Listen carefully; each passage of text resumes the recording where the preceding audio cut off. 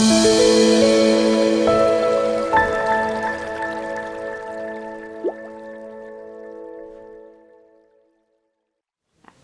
Joe Fiorani of Carroll Water, and I'm one of their senior techs. In this video, I'm going to explain to you how to replace your cartridge filter.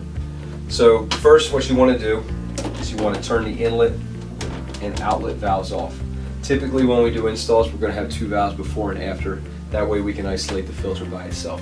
At any given time, there's going to be, in a well water application, between 40 and 60 psi in this. So by turning these two off, you're isolating the filter by itself. At this point, if you were to try to get the filter off, you're not going to do it. So one of the biggest steps after you've turned the two valves off is you want to depress the red button. Once you depress the red button, you're going to get a little bit of water out, a little bit of air, but that's going to release all the pressure that's built up in here. At that point, you want to go from your right to your left, loosen the filter,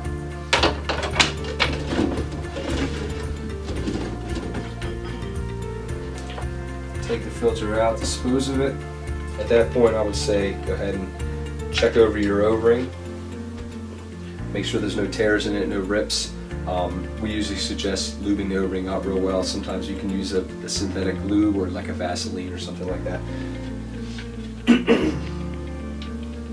You want to put the O-ring back in place, make sure it's not stretched out in any way. And you want to put the filter back in there, and then you just want to screw it on righty-tighty, lefty-loosey. It's important not to over-tighten this. So I usually tell customers hand tighten it as tight as you can. Once you got it good and snug, you're going to want to turn your inlet on. I usually tell customers to crack the valve slowly. That way you don't jar anything that's in there. Once the thing fills up with water all the way, you can open the inlet, open the outlet, and then you got water to your house. One of the common questions is, how often do I have to change my filter? It's really specific on what's coming into your house. So I've got customers that last 3 months, I've got customers that last a year.